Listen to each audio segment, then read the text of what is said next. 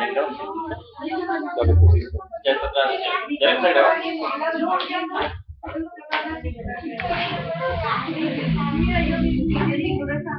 Muy bien, vamos a leer allí en Efesios en el 4.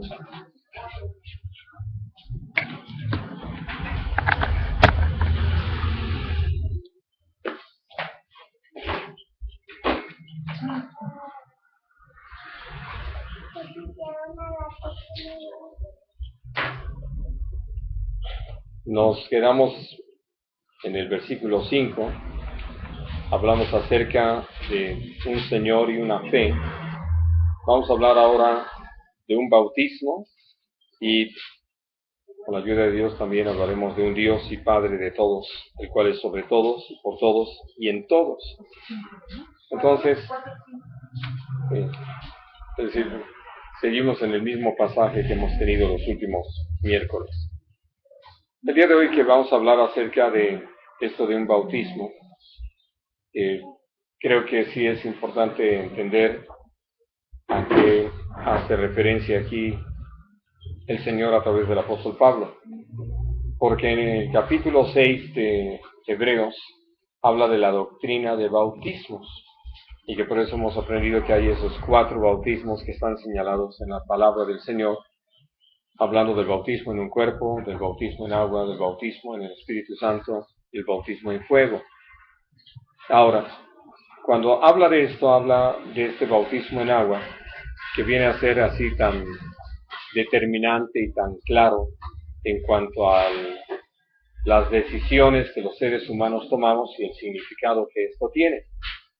Porque sin demeritar o menospreciar ninguno de los otros, nosotros podemos darnos cuenta de que el bautismo en agua es absolutamente, como lo hemos llamado entre nosotros los hombres, una piedra de toque, algo que marca eso que le llamamos también un parteaguas, es decir, que hace una diferencia y muy clara, y sobre todo porque creo que sí es importante que miremos sobre todo los contextos de lo que está en la palabra y nos demos cuenta de lo que esto siempre ha significado.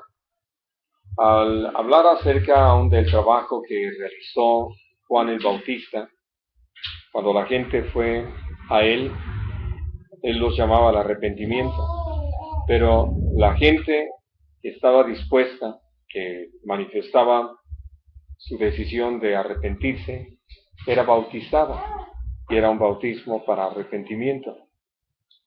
Y esto le decía a todos los demás a su alrededor, a la gente que los conocía y aún a los que no lo conocían pero lo estaban viendo, que había una decisión de su parte, una decisión para ya dejar atrás la forma de vida que había tenido. Por eso, lo que vamos a empezar a considerar, partiendo de Mateo 28, nos habla acerca del por qué nuestro Señor, al haber instruido a los apóstoles y a los discípulos y darles órdenes una vez que iba a ascender al cielo, les da estas instrucciones. Entonces, leamos allí en Mateo 28.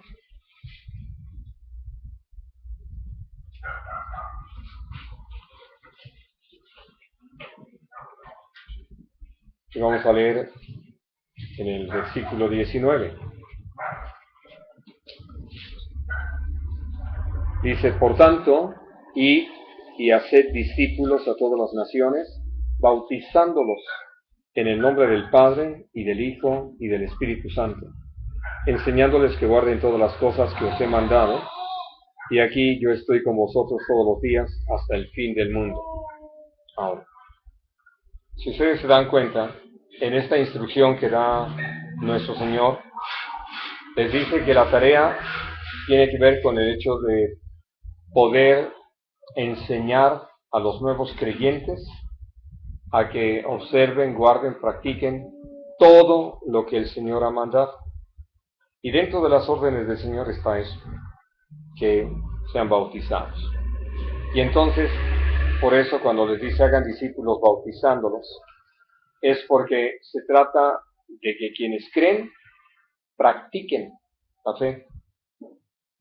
Cuando nosotros hemos limitado esto al mero hecho, como lo hemos mencionado en otras ocasiones, de informar acerca de la buena voluntad de Dios, de hablarse solamente de que Dios nos ama y que Dios ha enviado a su Hijo y que nos ha otorgado a través de él perdón y vida eterna, y se queda en eso, nosotros prácticamente podemos darnos cuenta que esto se ha reflejado en toda la forma de vivir de la iglesia. Y dentro de todas esas cosas que pues ya se volvieron la práctica común, pues vemos esto que la gente lo va tomando ahora sí que con mucha calma y no va tomando las decisiones necesarias. Y mucho tiene que ver, ahora sí que al igual que con los niños, digo, si necesitaban un ejemplo, aquí lo tenemos, de por qué es que es importante así desde el principio empezar a enseñarles y no decir está muy chiquito, no sabe y cosas así. Y muchos al empezar a compartir el Evangelio quieren ir muy despacio según esto para que no se vaya a molestar la gente, no se vaya a incomodar. Y pues lo único que logramos es que la gente no tome decisiones. Y que cuando le hablamos acerca de tomar algunas decisiones, pues lo toman otra vez con calma, lo van a pensar, ¿vale? Y ya nos dicen que dentro de unos meses nos avisan. Entonces, por eso, esto que les decía al principio, es así tan claro. Al dar esta instrucción el Señor, porque así lo practicó Él, así lo hizo Él, les dijo, hagan discípulos bautizándolos. Predican el Evangelio, se arrepienten a bautizarse. No hay más que hacer, no hay por qué esperar a otra cosa. Ya que si alguien realmente, como lo vamos a ver en el libro de Hechos de los Apóstoles, cree, recibe la palabra, pues lo va a manifestar poniéndolo en práctica. De otra manera, en realidad no la recibió. Puede ser que hasta diga que le pareció bonito, agradable, pero la prueba es que no lo pone en práctica. Miren, ayer estábamos comentando de algo que pasó, que algunos de ustedes ya lo han probado, de un postre que prepara Ruth. Y una de las hermanas que estuvo asistiendo por un buen tiempo, un día le pidió la receta. Y entonces, algo que hemos sabido es que pues la tomó en serio. Y desde que tomó la receta, lo ha estado haciendo, lo ha preparado para diferentes eventos. Y uno puede decir entonces si creyó lo que se le dijo de la receta, ¿no? Y si lo ha llevado a cabo y naturalmente con muy sabrosos y dulces resultados. Y entonces, hablando de esto que el Señor estaba ordenándole a sus discípulos, va en ese sentido. Porque otra cosa que nosotros hemos aprendido, y quiero usar el ejemplo de los niños porque creo que es muy práctico, dice la palabra de Dios que el hijo mimado se vuelve vergüenza de la madre. Y entonces uno puede ver que cuando hablamos de este tipo de situaciones, estamos hablando precisamente de cómo los padres, en su falta de entendimiento por no conocer, reconocer, obedecer a Dios, no ponen en práctica estos principios que Dios nos ha dado para educar, formar a nuestros hijos. Y todo eso termina traduciéndose en muy desastrosos resultados, devastadores resultados para el hogar.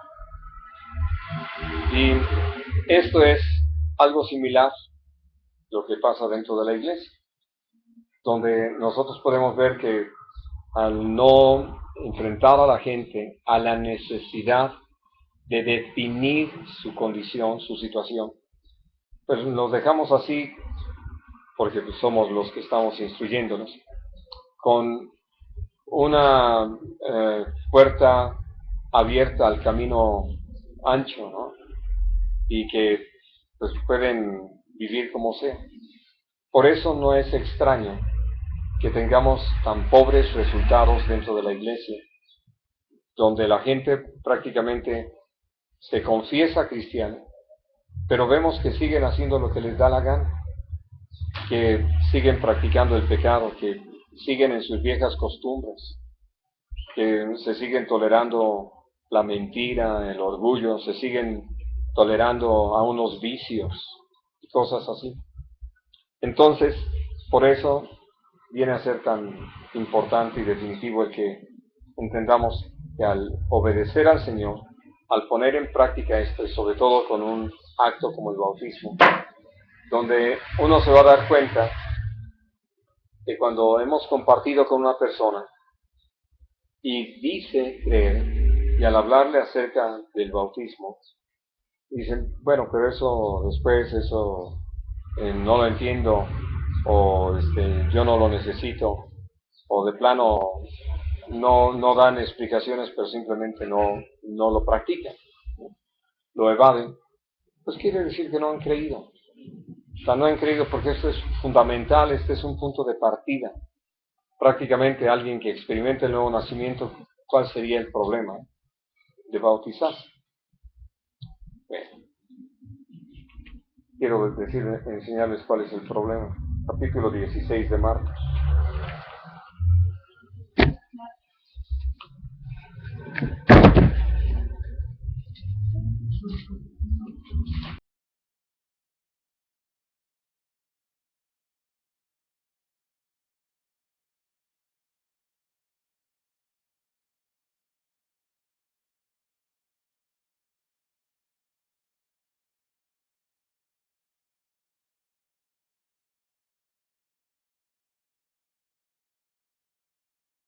Al insistir sobre este aspecto. ¿Alguien cree? Lo manifiesta en obediencia, en la práctica. Y allí es donde nosotros podemos ver que, por eso el Señor dijo con toda claridad, el que cree y es bautizado es salvo. ¿No? Ya llega una condición o posición de salvación. Por eso no es un mero asunto de proselitismo religioso o un mero acto de iniciación a la práctica cristiana. Nada de eso.